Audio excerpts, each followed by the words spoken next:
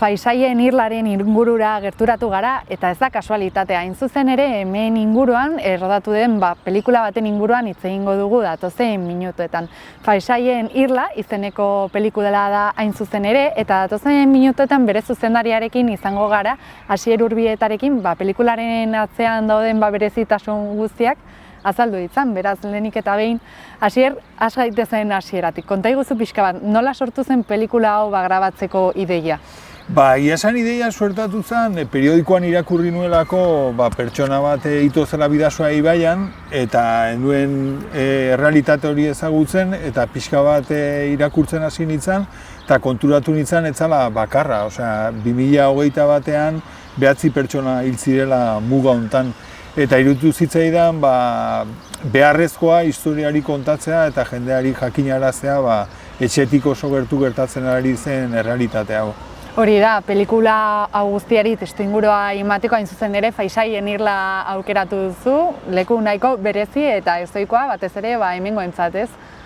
Era bat, zatik Faisaien irlak badu berezitasun hori urte erdia espainola dela eta beste erdia frantsesa eta munduko kondominiorik txikiena dela eta pelikula hain zuzen hasten da justo ekitaldi hortan nun estatu batek besteari pasatzen dion soberanotasuna gorpu bat aurkitzen dutelako Irlan bertan eta hortik aurrera ikusiko da gorpua kudeatzea zein dagokion.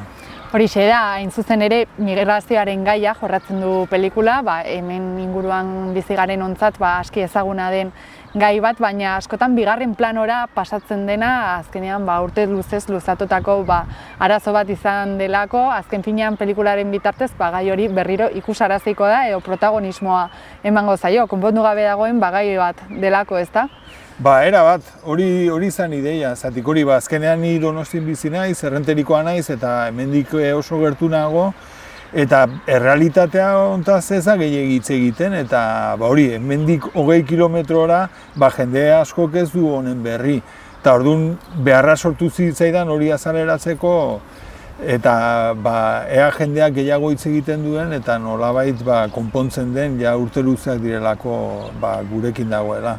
Eta konta iguzu, nolakoak izan ziren grabaketa lanak? Okerrez banago 6 aste eman zen dituzten hemen inguruan grabatzen pixka bat, nolakoa izan zen pelikula grabatzea?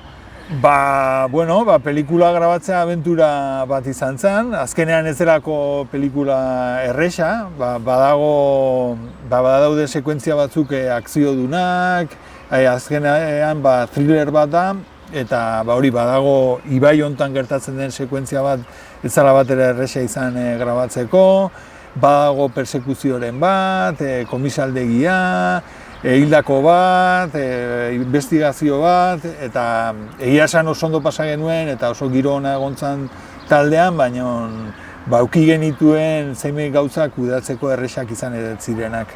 Imaginatzen du talde horretatik aktoreen laguntza ezinbestekoa izango zela, ez? Ikusi dugu aktore ezagun asko batu direla proiektuara eta honek imaginatzen dut pelikulari nolabaiteko balioa ematen diola, ez da? Era bat, aktoreak egia zen hasieratik Jone eta Sambu protagonistak nahiko argi genituen beraien izaten nahi genuela. Alde batetik Jonek duen energia, transmititzen duen energia hori nahi genuen pertsonaiarentzat eta bestalde Samburekin aurretik E3 batean lana egindakoan nintzen eta ere oso gustora nengoen berekin. Eta bestalde Itziar, Ituño, Josean Bengoetxea, Simon Fuchs, Jon Olivares, egia esan hori eduki ditugu oso aktore onak eta oso giro ederra egon da grabazioetan. Okerrez banago, zure kasuan zure lehen film luzea izan da, ez dakit nola sentitu zaren testuinguru honetan, oso desberdina izan ote den aurretikan egin dituzun beste proiektuekin alderatuta. Bada erronka bat, baina egia esan oso ondo inguratuta egon naiz, taldekideak aspalditik ezagutzen ditudanak dira eta oso jende profesionala, tartean laguntzaile Telmo Esnal zegoen, aspaldi ezagutze gara, ekoiztetxeek ere asko babestu ninduten, eta egia esan nolabaiteko erronka izan da, baina oso gustora egindakoa. Eta konta iguzu, ikusi dugu pelikula euskeraz filmatua dagoela, ez dakit hasieratik argi izan zenuten erabaki bat izan ote zen, edo azkenean gaur egun euskarazko film bat egitea oraindikan pustu bat ote den. Ba, gure kasuan hasieratik oso argi eduki genuen modu naturalean iruditzen zitzaigulako horrela izan behar zuela. Zergatik ba hori, azkenean pertsonaiak inguru hontakoak dira eta guk euskeraz hizketan ikuste genituen. Beraz, ez genuen gehiegi pentsatu behar izan, oso modu naturalean erabaki genuen horrela izatea. Aipatu dugu hori migrazioa dela pixka bat pelikularen historia kontatzen duen ardatza, ez? Baina konta iguzu, ikusi dugu bertako kultura ere nolabait txertatzea lortu duzuela erraldoien bitartez, ezta? Bai, erraldoiena dator duela 10-15 urte egin nuen dokumental txiki bat, Gigantes Garate hemen Irungo enpresa batena, Xavier Garaterena, eta nolabait txunditu ninduen bere plastizidadea eta mundu guzti horrek, eta pentsatu genuenean protagonistei zen lan emango genien, etorri zitzaidan Xavier Garateren lantegi hura, bisualki oso interesgarria zena, alde batetik eta gero beste aldetik ez dut bukaera kontatu nahi, baina gertatutako zerbaitetan oinarrituta dago eta orduan oso ondo txertatzen zen historiaren barruan. Eta konta iguzu, filmaketa hitz egin dugu, baina pixka bat da iritsi gara pelikula ikustarazteko eta publikoarekin partekatzeko unera. Ikusi dugu estreinaldia, Got Borgeko festival hortan egin zela, hain zuzen ere, estreinaldi handi bat izango zela imaginatzen dut, ezta? Bai, egia esan urtarrilean bukaeran egon ginenan Göteborgen, oso festival interesgarria da, autorezko zinema asko bultzatzen dute, eta bi paseuki genituen solasaldiekin eta jendeari asko inpaktatu zion pelikulak ez zuelako errealitate hau ezagutzen. Ez zuen ezagutzen Europa barruan mugak ere badaudela eta orduan inpaktatu duta zeuden hau erreala izatearekin.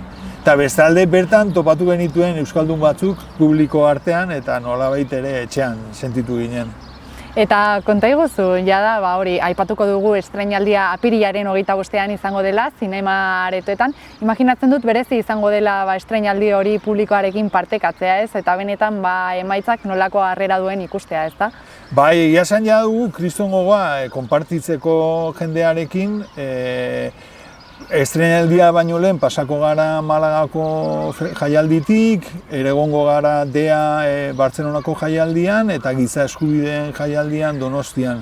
Eta gero ja estreinaldia izango da irekia eta daukagu kriston gogoa jendearekin partekatzeko eta Irunen zerbait berezia egitea gustatuko litzaiguke eta aurrerago lotzen denean enteratuko zarete. Horixe da, horren berri emango dugu ziur. Eta amaitzeko, konta iguzu, Asier, pixka bat etorkizunera begira ez dakit jada proiektu berriren bat duzun buruan, jada lanean hasi zaren bertan, zeren ondo aipatu dugun modua, historio guzti hau duela aspaldi hasi zen, urte batzuk igaro dira ordutik, orduan ez dakit zerbait berritan lanean ari zaren jada.